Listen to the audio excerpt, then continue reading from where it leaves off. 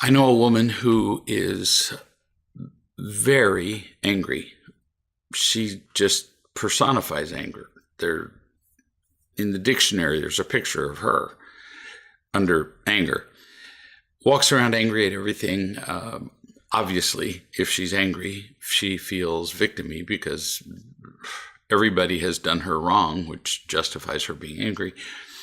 And she has driven, one by one, she has driven everybody away. Nobody will spend time with her because it's so unpleasant. It's just not fun being with somebody who emotionally hits you with a shovel in your face, every few seconds. This is not a condemnation of her. It's just a description. It's how she got completely alone, her anger. And I told her that. I said, you're angry so much that nobody wants to be around you. And she wrote, and she said, I agree with you completely, which was somewhat surprising because usually angry people will fight you about everything. She said, I agree with you completely. I have driven almost everybody away. It's actually more like everybody, not almost everybody. I think it's due to the fact that I've been lying to myself about and feeling ashamed of my sexual orientation. Now, I've known you for a long time, so I'm not just guessing at this when I speak. You've been so miserable as a human that I suggest you don't know your sexual orientation. You're miserable as a human being. So you'd be miserable as a man or a woman or a transsexual or a gay or lesbian or straight, or you're just angry because you've been hurt so much. And these injuries go way back before the words sexual orientation even occurred to you. Way back when you were born. So you're just so miserable that you have, when we're unhappy, when we're in pain, it's like we won't quit till we find the cause. You had to pick something as the cause. You were miserable when you were straight, but being straight didn't make you miserable. Your parents and everything else did. Being gay won't make you happy. Because you're still stuck with you. I'm not suggesting that I know whether you're straight or gay either, by the way. I want to emphasize, 100 times. You say you were miserable straight, so maybe you could possibly explore whether you're really straight.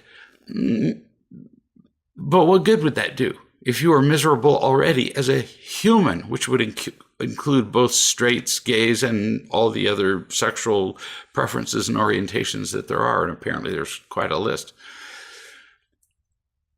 So does that mean you should explore whether you're human or not? Well, we already know you're human. So,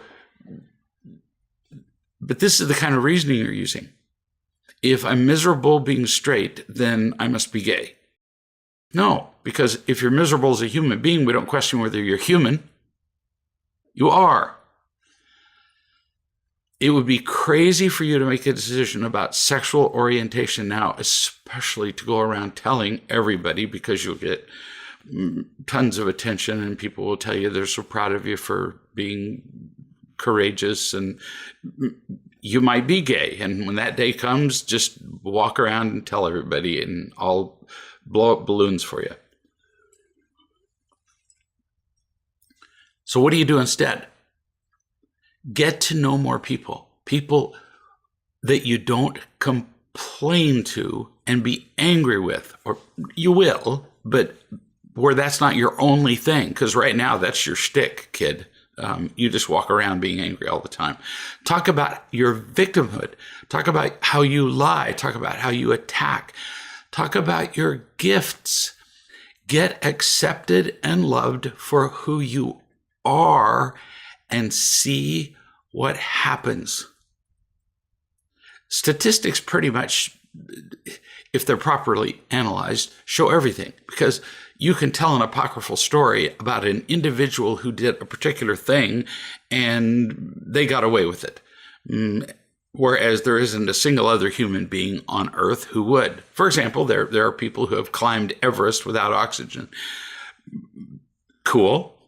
I wouldn't recommend that just because somebody did it. Statistics overall show the success rate of something.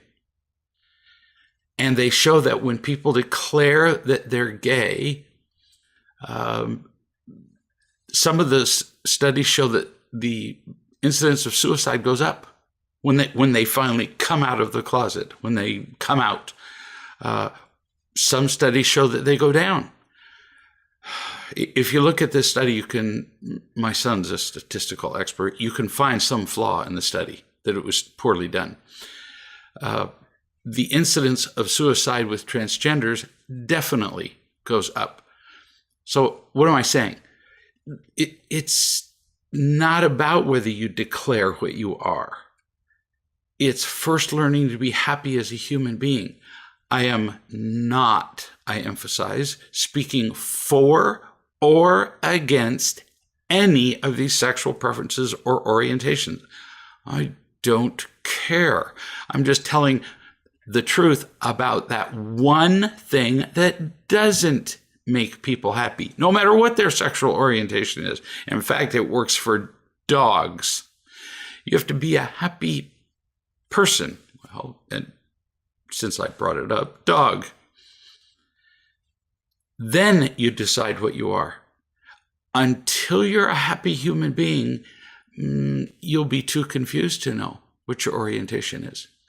When we're unhappy, we really have to find a cause, and we get fooled by whatever looks biggest in the present. I say the same thing about, for example, people say that they're unhappy because they're starting a relationship. So they blame it on what? The thing that's most obvious, starting the relationship. Or they're getting divorced, so they're unhappy because of the divorce. Or they're changing jobs, so they're unhappy because of that. Since you brought up orientation, I've worked with people who decided that they're transgender. And I said, you've been completely miserable all your life before this. And these are people who are halfway through the surgical, chemical treatments and all that stuff. Let's see if you can be happy as a human being. And if they can become happy as a human being, their fixation on changing their gender preference, orientation, blah, blah, goes away.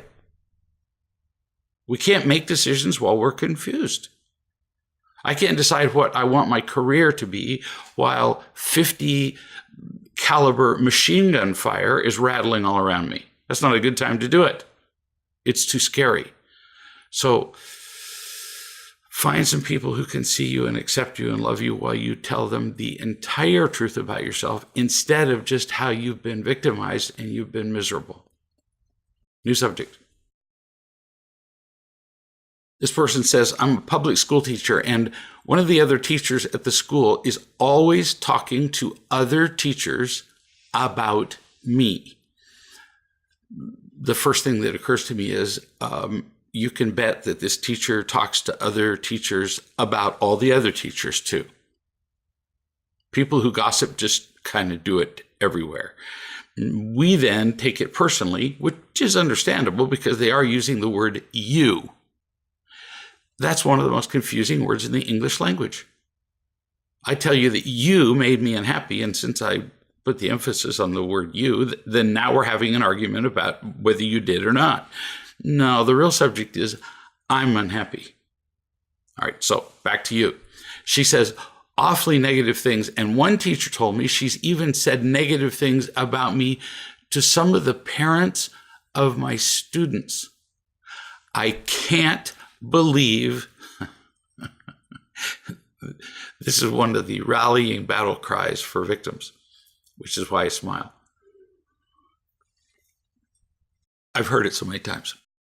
I can't believe the school allows this to go on. The rest of your sentence is, to me. I talked to her once about this. In other words, you talked to the teacher who's talking about you, but she just got defensive and angry, and then she didn't stop talking about me anyway. So how can I get her to stop this? You're really going to hate this answer. You probably won't. Because what you're saying is, how do I get her to be a non-wounded person who feels loved enough that she doesn't need to get power from talking to you about you to everybody else? How do you do that? You won't. Now, you could tell the principal about it. Why? The main reason isn't so that the principal will go talk to this person and tell them to stop it. They might actually stop it for a few minutes, but it's so that if it becomes an issue, if a parent of a student comes and talks to the principal is already aware that this started with the gossip of the other teacher. See, you got in there first.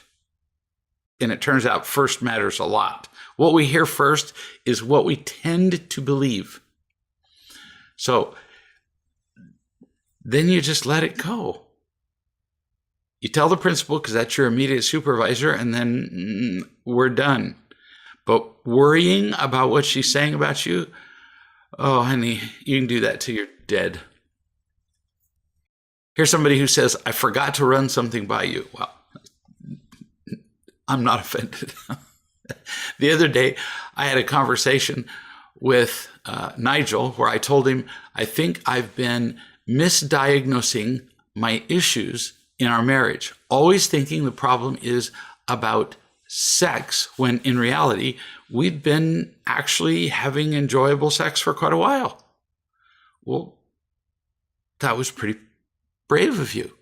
I don't know how this happens a lot. A particular issue comes up during a video chat, and I don't plan these, and then it repeats again and again. So the first person said that they were unhappy because of their sexual orientation. No, unhappy as a human being. You had it fixed in your head that you were unhappy because sex wasn't as you envisioned it when you were 13 years old and going through teen magazines. And so that explanation just kept going through your head. I'm unhappy because I'm not having sex like I anticipated. And you had the guts, which is frankly very rare, to go and tell your husband, actually, I've been enjoying sex. You took away your own complaint. That is not common for people who act like victims. So I've really been wrong about this, blaming you and sex for my unhappiness. Whew. You get some kind of award. You'll have to send me your mailing address, and I need to have a medal struck.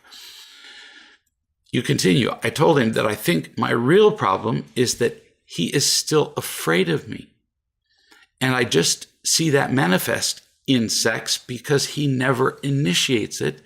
And the only possible reasons would be that he's either not interested, which is pretty unlikely because he really enjoys it when we have it, or that he's scared of asking me because I'm either victim-y or angry or whatever, and asking me is not a pleasant prospect. Honey, this is the kind of truth-telling that I talk about. That we tell the truth about who and what we really are and how we affect other people. You just did that. He's afraid of you. And then he doesn't initiate sex. So what do? Instead of focusing on the real problem, his fear of you, we focus on the thing that's most obvious, sex. Or the 50 caliber machine gun fire that's going on around us. I told him that he's gotten much better with this, but as long as he's scared of me at all, it prevents us reaching a certain level of intimacy that I would really, really like. He heard me, And he agreed that this is not how he wants to live. And we both feel much better about it now.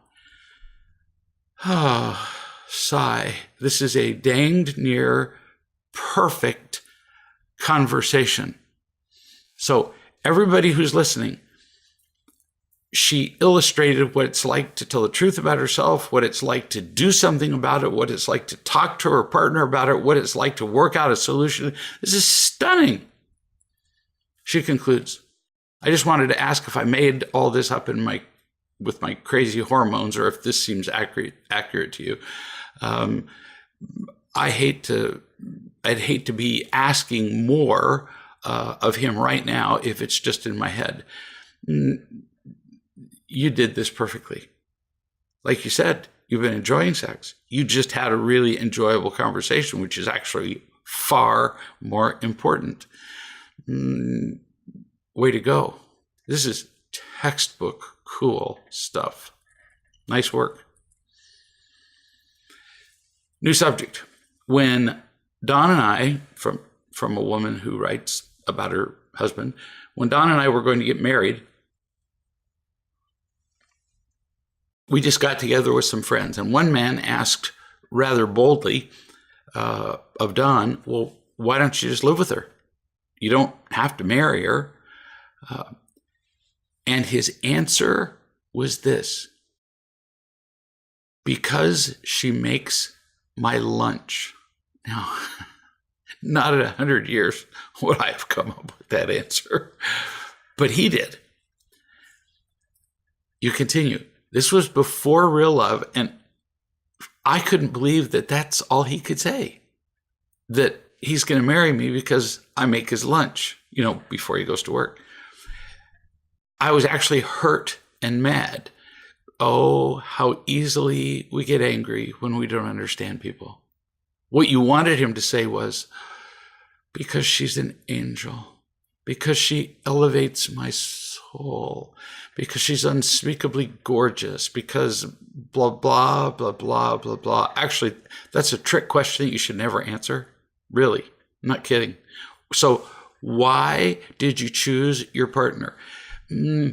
If what you're looking for is unconditional love, any of the whys mean you have an expectation of your partner. So these are the kind of questions where we just go, I choose not to answer that question. You continue. Now I understand that the fact that I get up out of bed when I don't have to, because he leaves earlier than I do, and prepare his lunch and pack his lunch with love and care means everything to him. People really do kind of have different love languages. There's an entire book written on that subject. The author of the book and I have spoken on the same stage, and he says that he regrets that most people buy the book about love languages so that they can throw it in their partner's face and tell them what to give them. That was not his intent. We just need to be aware of our partner's love language so that if we don't know what to do next, why not give them what they want? There. That's why he wrote it. Back to you. You say, he said, no one has ever made my lunch. Never made it as a child. See, this is huge. As a child, he felt unloved because he had to do everything. His parents didn't make him lunch. They didn't get him ready for school. His parents, well, frankly, just didn't do anything. And in addition, I prepare little things like I add treats and love notes. And to him, this is just heaven.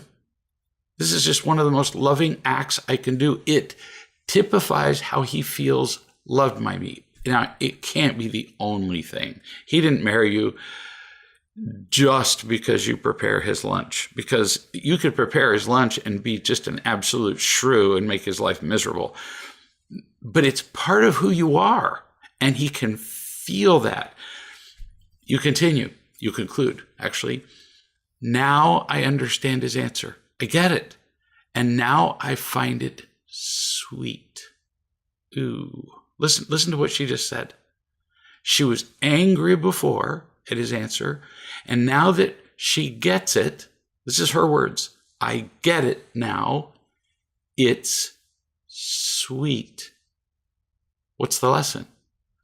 Just a morsel of understanding turns anger into tenderness. So we need both. We need the truth and we need love, which is why we're constantly loving and teaching. So you got a little understanding, added a little love to it, and bingo, your love was magnified many times, and a mystery was solved and a conflict was avoided. Beautiful. New subject. This is somebody who says, I'm hosting lunch tomorrow for my mom and my cousin. I don't usually have people come to my home, and I'm feeling uncomfortable, but still willing and ready. I could come up with lots of reasons why, but I think it is that I just mostly don't like people in my space. It may be that when you were young, nobody respected your space. If you said you wanted to be left alone, people said, no, I don't really care, and they just did whatever they want to. Who knows? But you don't like to have people in your space overall. Sometimes people will come to me and they will say, I mostly like to do things by myself or with maybe one other person. I don't ever go to parties. They say, so how do I correct that? Some people just don't like to go to parties. I don't have meaningful one-on-one interactions with a group of 100 people. It's pretty hard to do. There's 100 people there. I don't go to parties either. I tend to spend time with one or two people. You continue. It feels like a private area for me. This is mine where I don't have to people please, or at least I'm moving in that direction. There, see, we have a little morsel of understanding again. When you're in your private space, you don't feel the pressure of pleasing people. And that would go clear back to your childhood, and who cares how it happened. My decorations are personal. They show who I am. It's what I like. And if you look around a room that I've decorated, it's mostly not mainstream. Most people don't decorate like that. It's just me. So it feels vulnerable to have somebody in my space and have them see demonstrations of objects that illustrate who I am because I chose them and I put them on the wall or I put them on a dresser top or whatever. And I think I'm sensitive to how they feel, even if they're not speaking their judgments. Well, yeah, because people are speaking their judgments with their eye movement, their facial expressions, their posture, their tone of voice, their choice of words.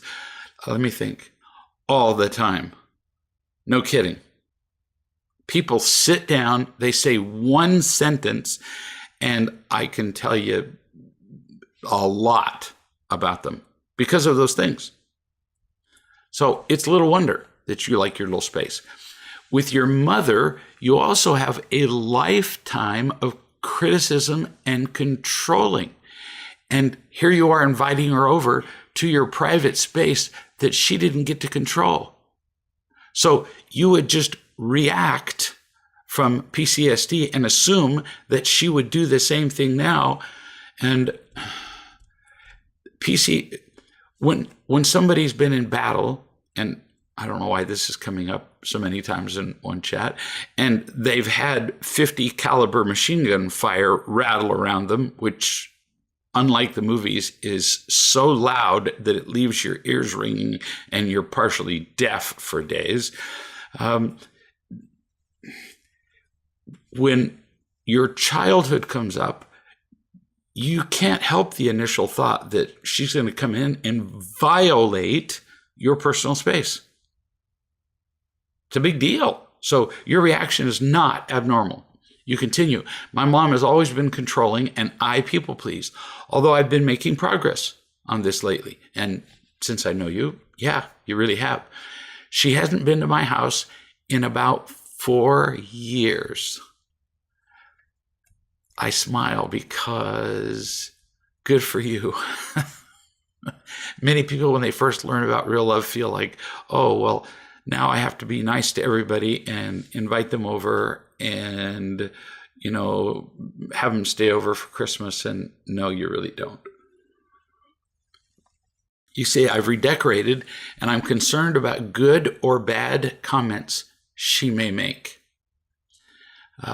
The good I can let roll off my shoulder and not suck in the praise, but she may say that I need like new windows or floors, which is actually probably true. But I've chosen not to replace because I'm probably going to move this year. So I'm not all that concerned about replacing these things.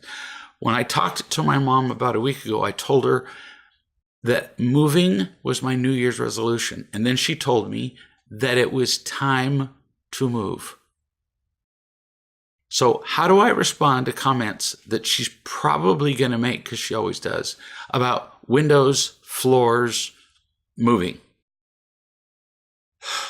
I could talk all day and I could give you examples of answers to things. I'm going to give you some possibilities. An example for each one. Why? So there is one. That's all. Just to give you the confidence that if she shoots at you, you have a magic bullet catcher. Now, you can make your own. I don't care.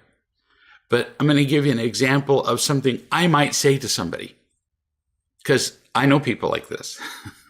I know lots of people like this. So she says, you need new windows. And you say, yeah, I really do. And I'm working on that. That's it. What if she continues and says, well, what are you doing about it? And you say, working on it. Notice you're simply repeating the second sentence. Well, but you need to be doing blah, blah, blah, blah. There are some people who will go on for an hour about what you need to do. And what do you say? That's, thanks for that. I'm working on it. Don't get involved in the details, or you'll be dead and you'll have done it to yourself. What if she says, that's a really weird painting on the wall, a painting that might be unusual, but it's a reflection of who you are. And you say, you're right. It is kind of weird. Lots of people think so. She's completely disarmed. What's she going to say now? You recognized what she said. You agreed with her. She's done. You just shut up. You just caught the bullet and threw it on the ground, and she's done. She says, so when are you moving? Because she's already told you it's time to move. And you say, oh, I haven't decided, but I'll let you know. Well, let me know when. When I know. I can't tell you how many times in a week I get letters, phone calls, whatever, from people who say, somebody asked me this question and I felt trapped and it ruined my evening and everything went to hell in a handbasket. And I'm going, well, why did you answer the question in the first place? Well, don't you have to answer the question? No, you don't. You don't ever have to answer a question. You don't ever have to enter a conversation just because somebody insists that you do. Or you come up with answers that are really not answers, that just avoid the whole subject. I haven't decided. I'll let you know. It's really none of their business. And I'm not implying that they're always being intrusive either. Some people are really curious when you're moving. Sometimes I ask people questions about themselves. But see, I don't expect an answer. I don't demand an answer. They don't have to give me an answer. You don't either. That makes you free. And we really kind of like being free. New subject. This person says, I went on a cruise with my mother, my sister, my cousin, and my aunt. That's a lot of people of different relationships. For 2 days, we were so cold in our stateroom. So this is worse. Some cruise lines will let you pack 4 people into a room. Some won't. Some will require that you have 2 in one room and 2 in the other. So here are 4 people, for those of you who haven't been on cruises, unless you had the presidential suite, 4 people packed into a stateroom is like having 4 people in a closet. So here are 4 people and you're freezing to death. So cold that my cousin and I shivered and wore our sweaters. In fact, we wore more than one. My cousin finally figured out that my sister, who has hot flashes, behind our back, every time we weren't looking, turned the thermostat all the way down to hang meat from the ceiling. Cold. So she confronted my sister and said, we need to bring the temperature back up and keep it there. And what you say makes perfect sense. After all, there's a temperature that's actually called, hang on, room temperature. Really, it's not an arbitrary thing. You're not being unreasonable. Everybody knows what room temperature means. Now, from country to country, that can be a little bit different. But on a cruise ship where you can control the temperature, it's somewhere between 70 and 74. You'd get probably 98% agreement on that if you can control the temperature. Most people are comfortable at somewhere between 70 and 74. You could get together and have a little enclave and decide. People who are not in the distinct minority and normally make the, people who are not comfortable with that temperature are unusual. There's something going on, like this lady who has the hot flashes. And often they require everybody else to adapt to what they like, especially if they're victims. And if people are in pain, the odds that they're going to be victims is very high, very, very high. Why? Why are people in pain so victim-y? Because when I hurt anywhere, when I'm experiencing pain or discomfort, it's always worse than how you hurt. Why? Because I can't feel your hurt. That's why. So she gets hot and figures I'm hot. And so I have the right, since I'm in pain, and especially since I'm a victim, to turn the temperature down to hanging meat. It's a typical victim stance. They're concerned about the comfort of one person, them. And they would consider everything else as completely unreasonable. Like, what is wrong with you stupid people?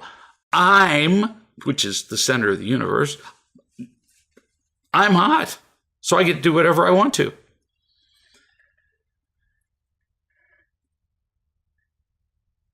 The fact that there is a compromise, kind of don't like that word. The fact that there is a reasonable alternative that would make everybody else uncomfortable wouldn't concern a victim at all.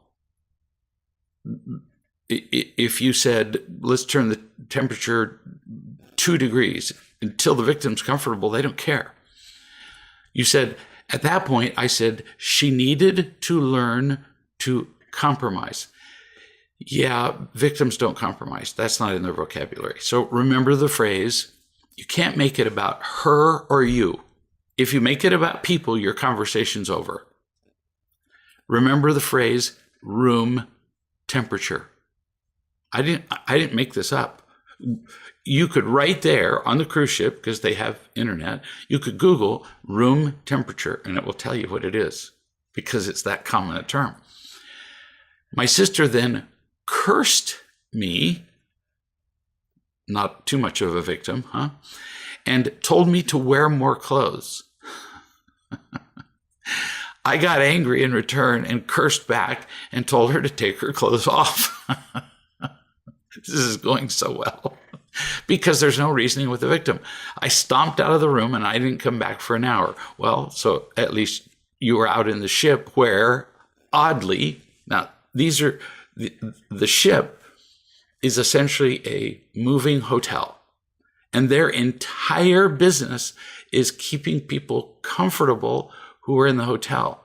I'll bet you immediately noticed when you left your meat locker and you walked out into the hallway that the entire rest of the ship was at, hang on, room temperature, as determined by people who are experts at comfort.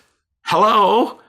In other words, I'm telling you, sometimes you don't compromise with victims. Sometimes they're just wrong.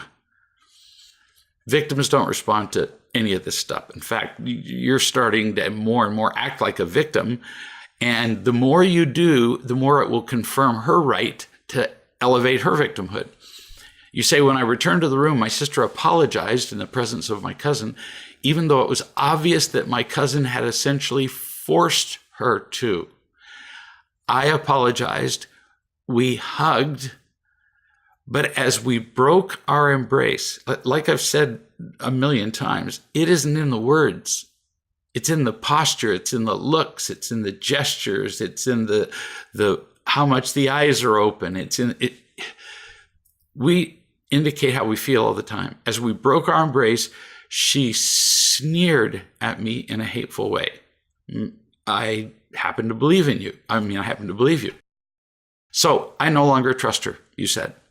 So look where we are now. We have a professional victim stirring everybody up. She's certain that she's right. You're responding like a victim yourself. Guaranteed failure. And this is where endless conflicts happen. This is how families break up. This is how wars start. Victims won't give in, and you can't reason with them. Every other day or so, somebody sends me a letter and says, I'm thinking about sending this to my whatever, landlord, husband, blah, blah, blah, blah, blah. What do you think about the wording? Almost every time I say, don't send the letter because you can't reason with a victim. So let's just solve the problem without the victimhood. Let's eliminate at least the unlovingness, which is not the same as being loving, but it's a start, and solve the problem. How? Like I said, ships are floating hotels. They're there to keep you happy.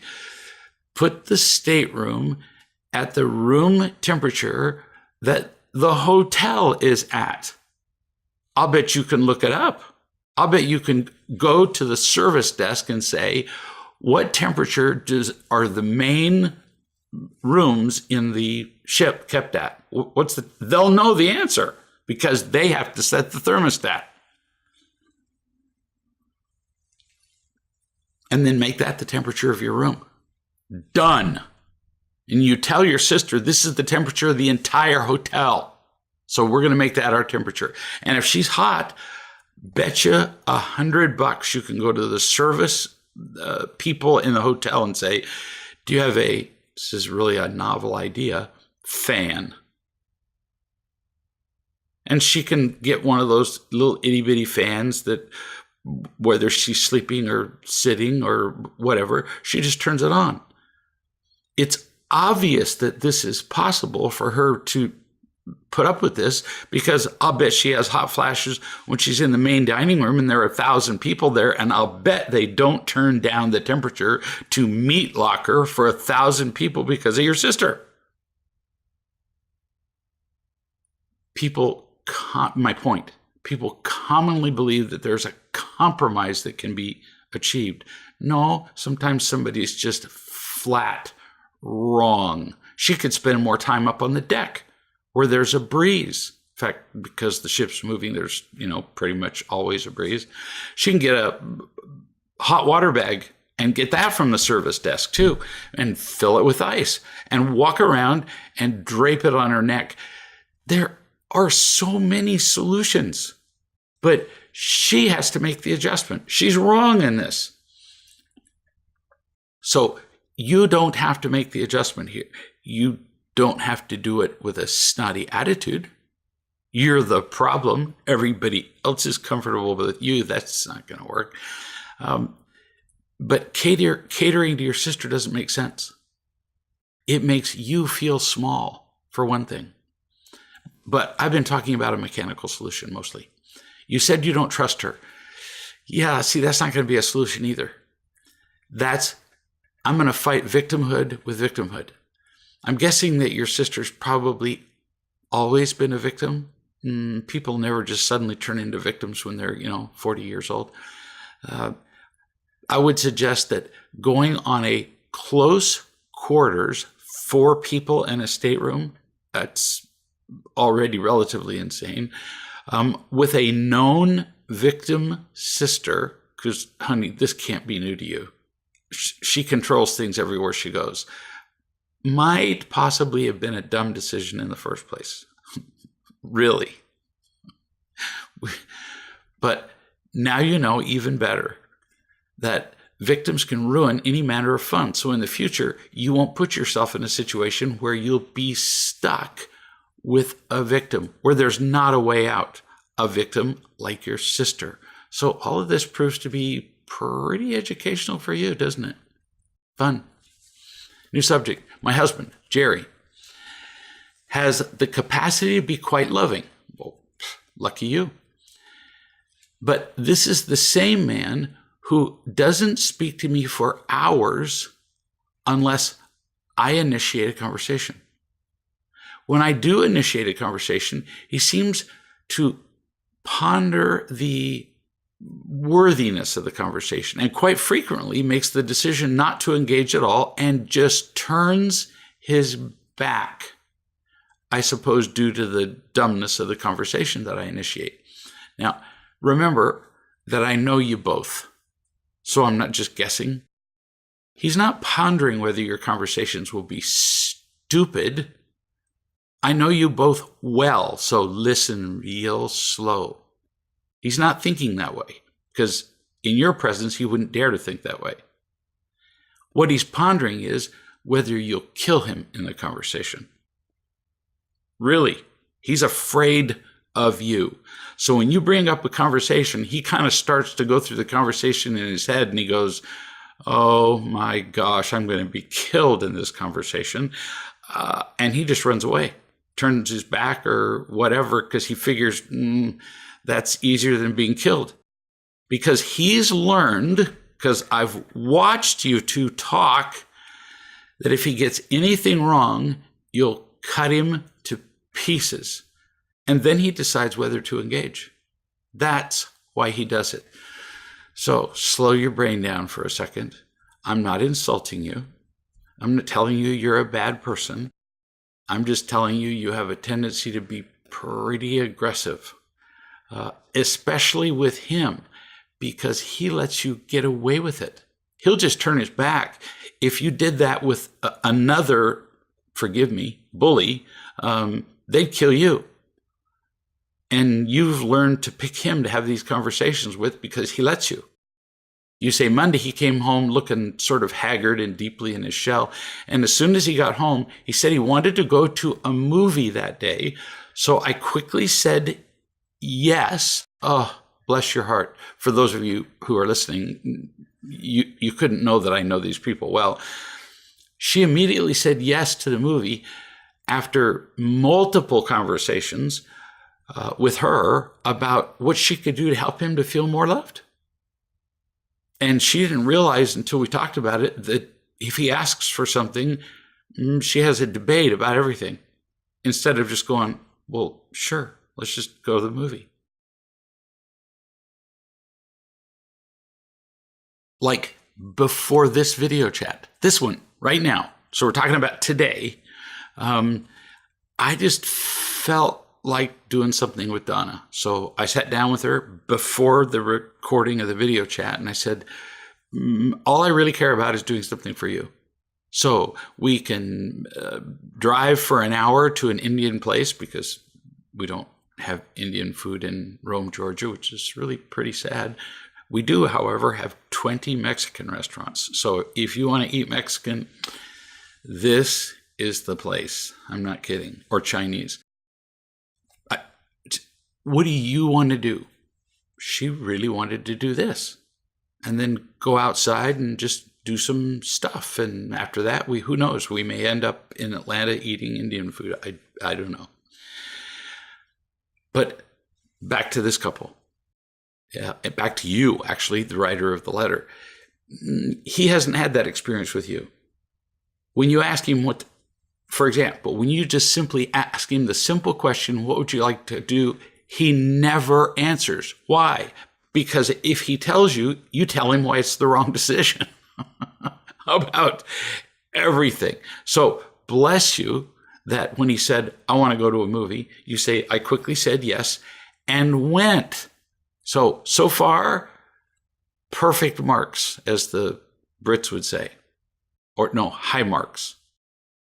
So now a translation of what's happening, because you both often miss what's happening. Your husband is saying, I'd like to go to a movie, but I don't know if you want to go. Because he's always hesitant because he's afraid of your reaction.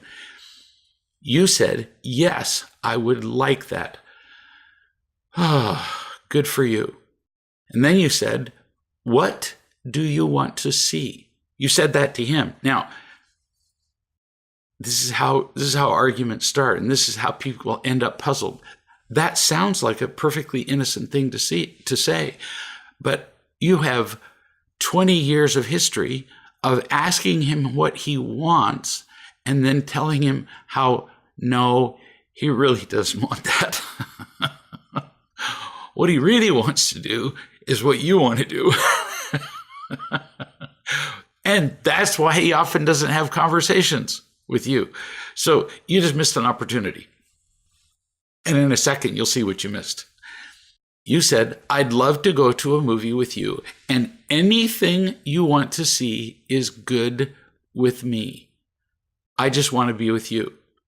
Well, that sounds reasonable, doesn't it? Want to go to a movie? Sure. Anything you want. But he came home exhausted. He didn't want to be asked which movie to see, which is what you said earlier.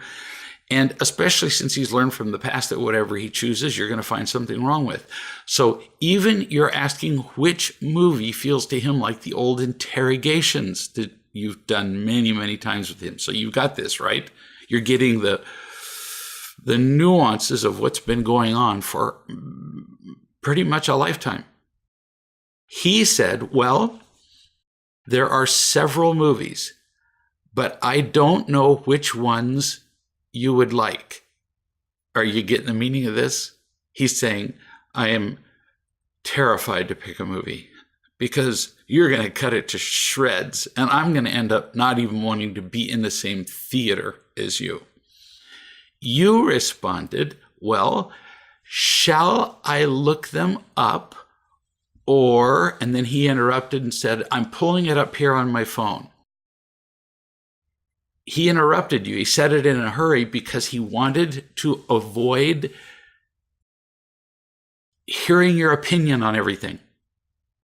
He said, I want to go see a movie, but clearly he had some kind of movie in mind and he didn't want to be shot down. I pointed to a movie that he was looking at and he said, what's that movie about? And then he politely defended himself because he's just learned to do that around you.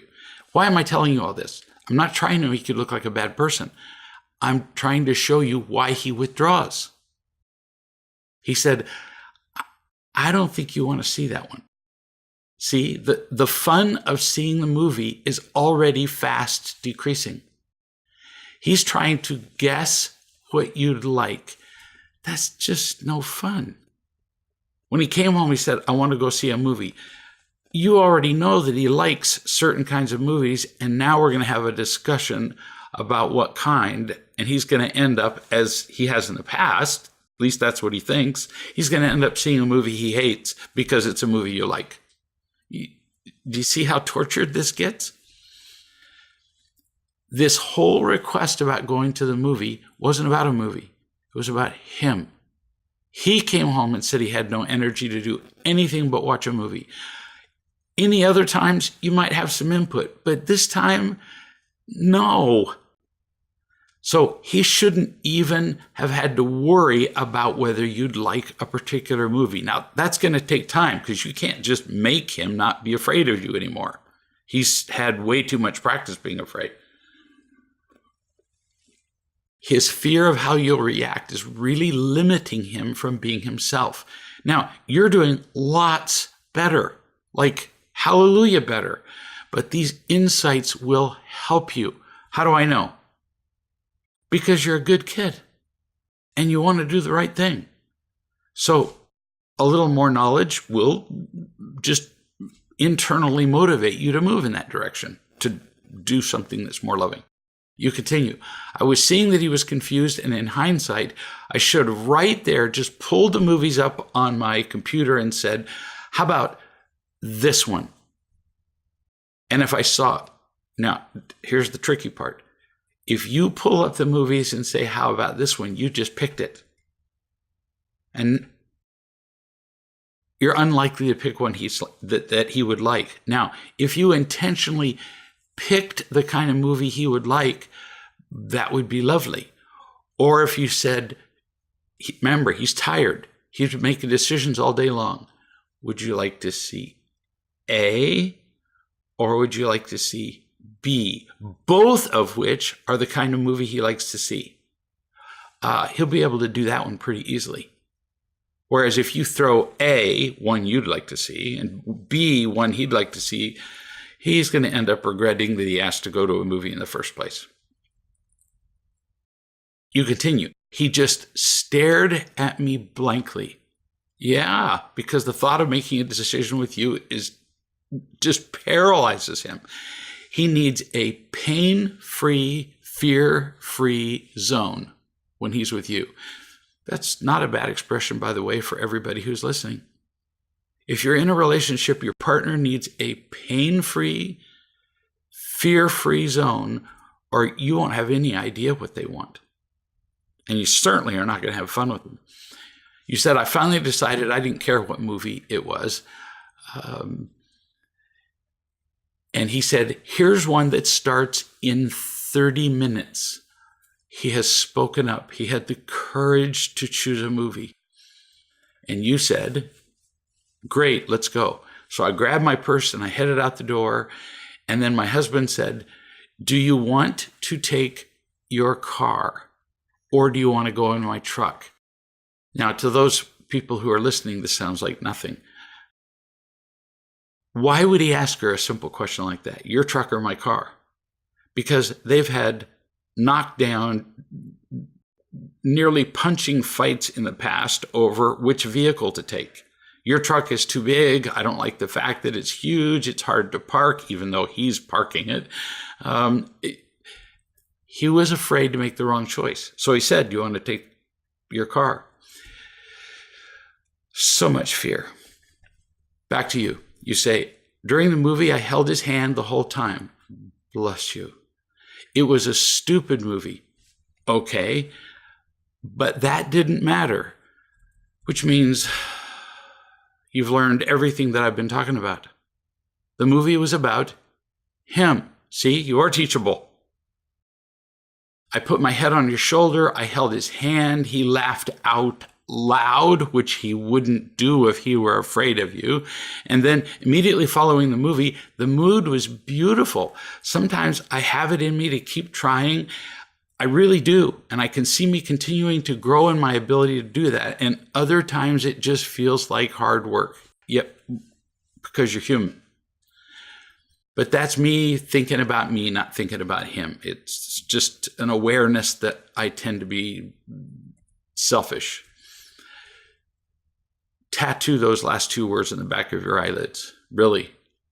Selfishness. Selfishness will ruin everything. And then the second word that you tattoo is the solution. Awareness. Just awareness. Not stop it. Not evil. Not you're a terrible person. No, you just have a tendency to be selfish, which pretty much all human beings do. It comes from self-preservation. And just be aware of it. And because you're a good person, If you're aware of your selfishness, it will tend to become less and less, and for increasingly long periods of time, it will go away. Why?